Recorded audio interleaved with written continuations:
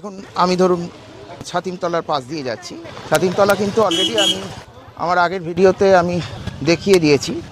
এই জায়গাগুলো যখন আমি এসেছিলাম তখন অন্ধকার হয়ে গিয়েছিল। এই জায়গাটা ক্লাস হয়, মানে ওই পারফেক্ট সাদা যে জায়গাটা দেখিয়েছিলাম, দেখাতে পারছি কিনা জানি না, এই যে জায়গাটি, এই জায়গাটিতে ছাতিম গাছ আছে পুরো জায়গার মধ্যে। এই জায়গাটি হচ্ছে ছাতিমতলা।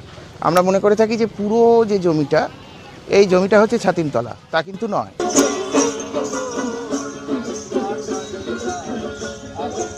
তো আজকে আমি তো শুধু যেগুলো বাকি আছে সেই জায়গাগুলোতে যাচ্ছি। সেটা হচ্ছে ধরুন ওই মিউজিয়াম। তার জন্য আমাকে এই রাস্তাটি সম্পূর্ণরূপে, এই দেখুন ফাঁকা, কোনো গাড়িকে ঢুকতে দেবে না। তো টোটালটাই হচ্ছে আমাকে এই রাস্তাটা পুরোটাই হাঁটতে হবে, হেঁটে মিউজিয়াম যেতে হবে। মিউজিয়ামে আমি একটা কথা বলছি, এটি উত্তরায়ণের মধ্যে, প্রথম ইনফরমেশন দিয়ে দিই। দ্বিতীয় কথা হচ্ছে এখানে টিকিট এখনকার প্রাইস কত করেছে আমি জানি না, তো সেটা গিয়ে জানবো। ভেতরে যেটা রবীন্দ্র সংগ্রহশালা, ঠিক আছে, রবীন্দ্রনাথের পরিবারের কে কখন কি করেছেন, কে কে ছিলেন, তাদের ছবি টবি দিয়ে বিস্তৃত বিবরণ, হ্যাঁ।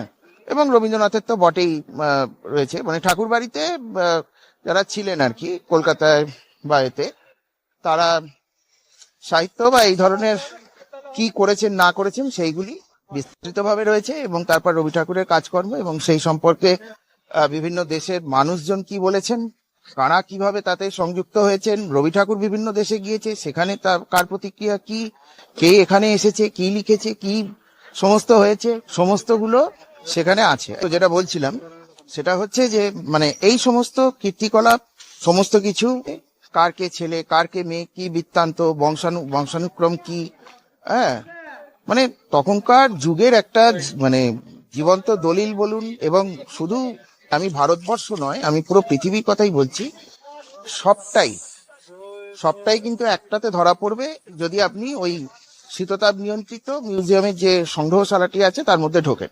বাইরে যে পোর্শনটা আছে সেইখানে একমাত্র অ্যালাউড। তো আমি বাইরের পোর্শনটাই কভার করব বলেই এসছি। এখন জানি না আবার ক্যামেরা ফ্যামেরা নিয়ে কিছু বলবে কিনা, বলা যাচ্ছে না। তো আমি বলতে বলতে মিউজিয়ামে ঢুকে গেলাম। এখন আগে টিকিট কাটবো, তারপরে দেখছি। আচ্ছা, তো দেখুন এই যে টিকিট কাটা হলো, 100 টাকার টিকিট। 100 টাকার টিকিট কেটে এখন আমরা এই ইয়েতে ঢুকলাম। আচ্ছা, একটা কথা এখানে আমি দেখিয়ে দিই, এই যে রাস্তাটি যাচ্ছে, এই রাস্তাটি এখানে লেখা রয়েছে, দেখুন মিউজিয়াম। এটা হচ্ছে মিউজিয়ামের দিকটা, এই দিকটায় যদি যান, কিন্তু আমি ওই দিকটায় যাব না, আমি এই সোজা দিকে চলে